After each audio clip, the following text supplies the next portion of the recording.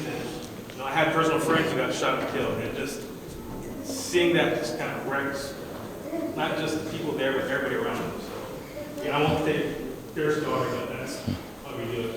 Again, build trust and legitimacy. That's why we're here. Work on that as well. Some of the definitions, again, just by PowerPoint, I apologize.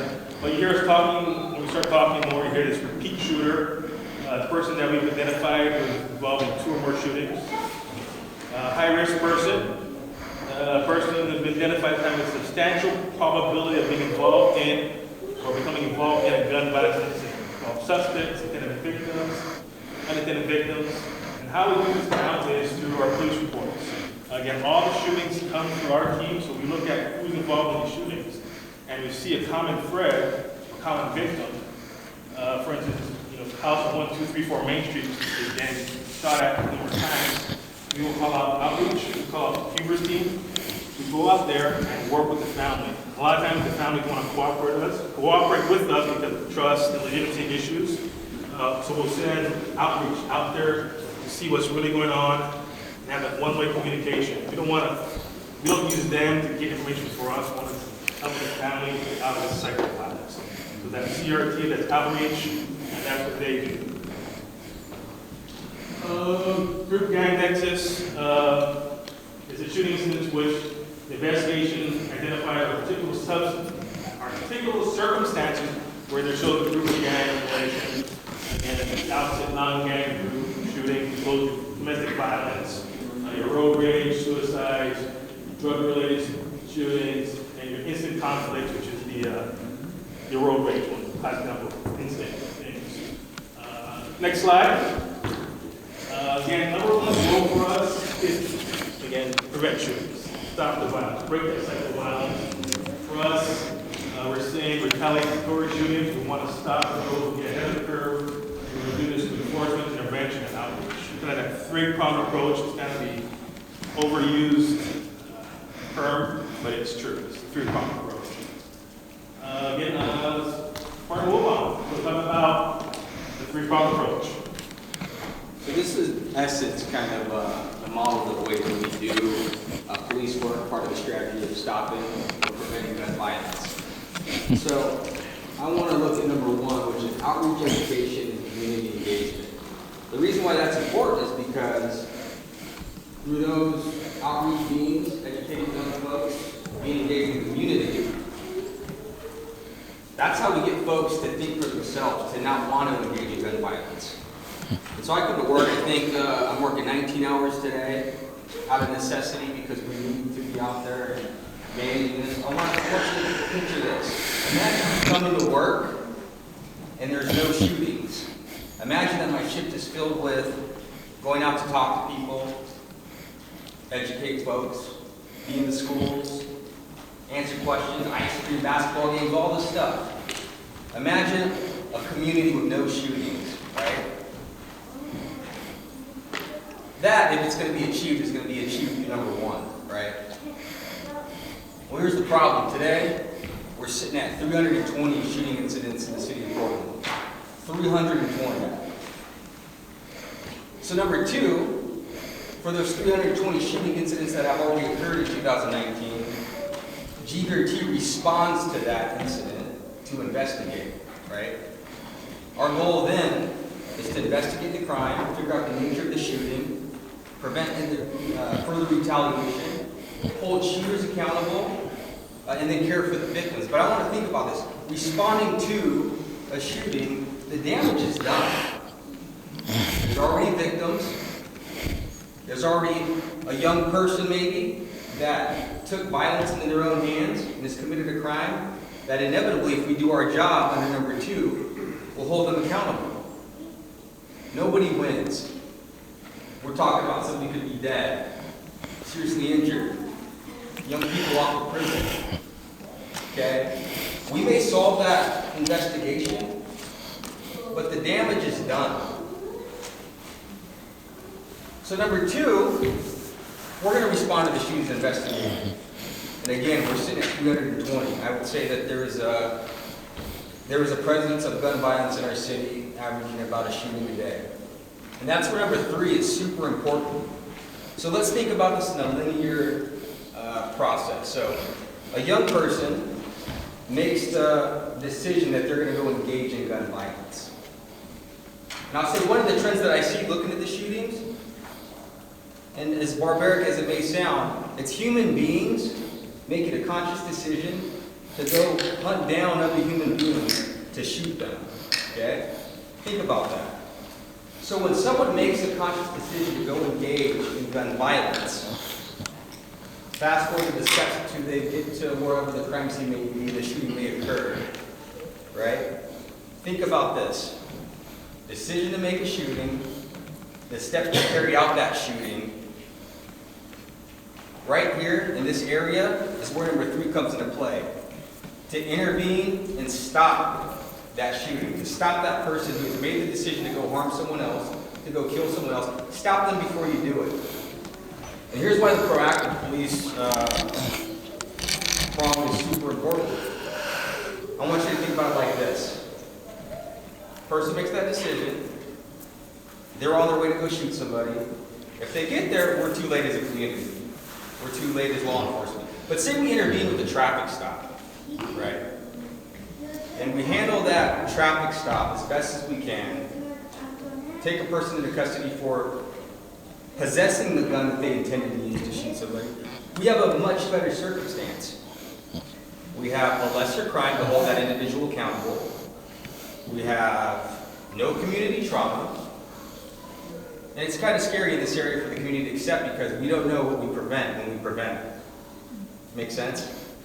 But this person right now, who was intending to go commit murder, is now, we intervene, being held accountable for a lesser crime, a gun crime, a possession crime. And when you get arrested for a possession crime, you have options. You have resources. Maybe a little time in jail, but not life. Not 25 to life for shooting somebody. Maybe you get a probation officer. Maybe CRT comes and sees you. Maybe outreach gets to you. That life, being held accountable for a lesser crime, now has options. Options that person never would have received if they carried out the shooting. So that's why proactive police work number 3 is important, but often I think it's overlooked. In summary, we just want to touch you. So we talk about outreach and intervention. We work hand in hand with top people in this group, and also youth violence prevention. We're all Harris and the founding fathers who taught me a lot about this world. I'm originally from Hawaii, and we have gangs and all that back here, but when I came here, it's a different type of gang culture, and a lot of the guys back there kind of come with the real. We always, people, my term is like there's a lot of phony people out there that want to say the right thing at the right time, but for me it's about keeping it real, and those guys up here, they just keep it real. So again, it's the links on there, but that's Tom Peter's office, Office of Youth Violence Prevention. Tackling the root causes of problem neighborhoods, rather than simply focusing on the policing efforts. Like when we get involved, that means other things have failed. So we really want to get the root causes and prevent us from actually. When police get involved, it's always something happens. We don't want something to happen to have us cause to react. So again, the link's on there. Tom Beebe, he'll be here if any questions. That's good. Team makeup. So essentially for us, GBRT right now on day shift has 2 teams, led by 2 detective sergeants. My team, and then Sergeant Mark Friedman also has a team of detectives. We have detectives and officers assigned to us. And we are virtually a clearinghouse for all shooting investigations. All shootings come to us, and then we make a decision based on the nature of the shooting, who that shooting is handed off to. Again, if that's a domestic violence nexus, we will likely hand it off to DV, but not always. If it has a robbery nexus, the robbery detectives are the experts, so we'll hand it off to them. But ultimately, they come to us, and the purpose of that is that every shooting incident in the city of Portland gets a solid and fair look, and the initial steps of investigation to close it, and we make the determination on the best course to solve that crime from there.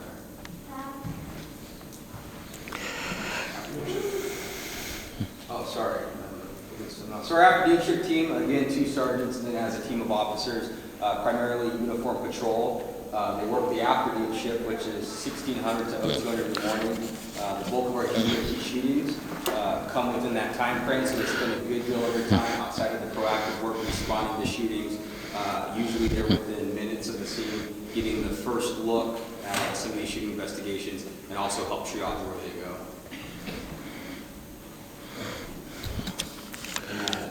Sorry, we're tag teaming this.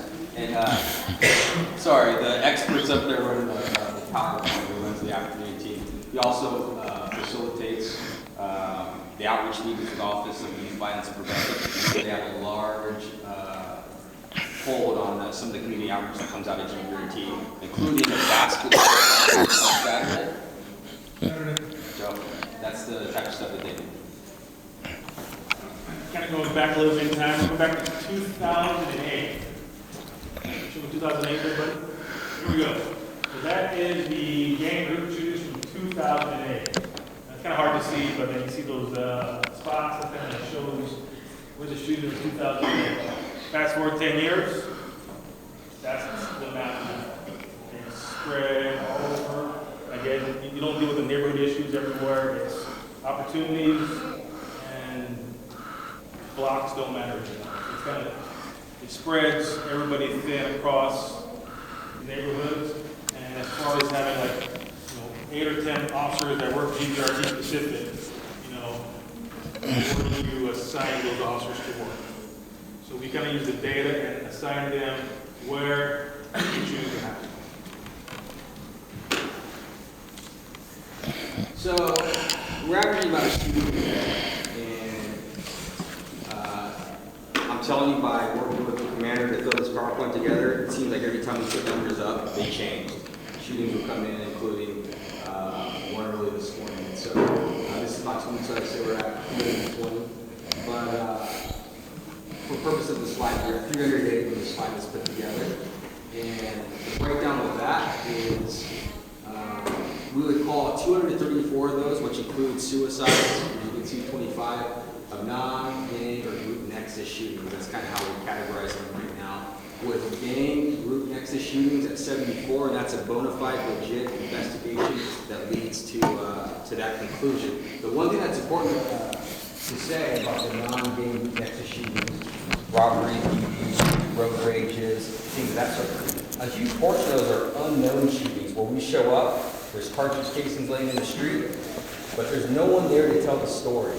And so in those shootings, I didn't want to give the false misrepresentation that repeat shooters and gang nexus shootings are not in that sample, if that makes sense. A huge amount of those shootings are just simply unknown. So it's like looking at strategies. So we don't just sit in the office, drinking coffee, having donuts, think of, hey, what are we doing today? That doesn't work. So we kind of look nationwide, what is the best practice out there in relation to reducing gun crimes? And we look at studies that involve a holistic approach, not police tactics, not police investigative strategies. It's like a holistic approach. How do we get those? And that there's 3 prongs. What studies using those 3 prongs have shown to be effective and have shown proven results in actual communities? So there's a ton of studies out there. People that we look at is PERF. Again, there's links to it on PowerPoint. Police Research Executive Forum. It's a group of academics, social services, and law enforcement that work on that 3-prong approach, and they give a lot of recommendations. So again, I listed it on here. It's a great read. It's an easy read. It's not a textbook style read. Again, what they came out with is gun violence is not only a crime problem, it's a public health problem, economic problem, and social problem. All of these perspectives must be taken into account to find solutions. Strategies and programs targeting gun violence must encompass enforcement, prosecution, violence prevention, education, community engagement initiatives. What this is. So we are committed and we are passionate about this. That's why we're here. Again, here's a link to it. Next slide, please. Again, just more best practices that we look at. There's a link on there. What we've learned in the past year is we're already implementing some of these national best strategies by moving away from the gang enforcement model to the gun violence reduction model. So we look at all shooting incidents, no matter how many it comes through our office, we take a look at it. You never know if that links to another one that could solve a different case. We take a look at everything, and we use technology. So we're documenting and analyzing every casing that's found on every gun that we find. We're processing for evidence. And also, in back to best practice, we hired this group, California Partnership for State Communities, and the National Institute for Criminal Justice Reform. They don't work for the city. What they do is they come in, analyze what you have, give recommendations.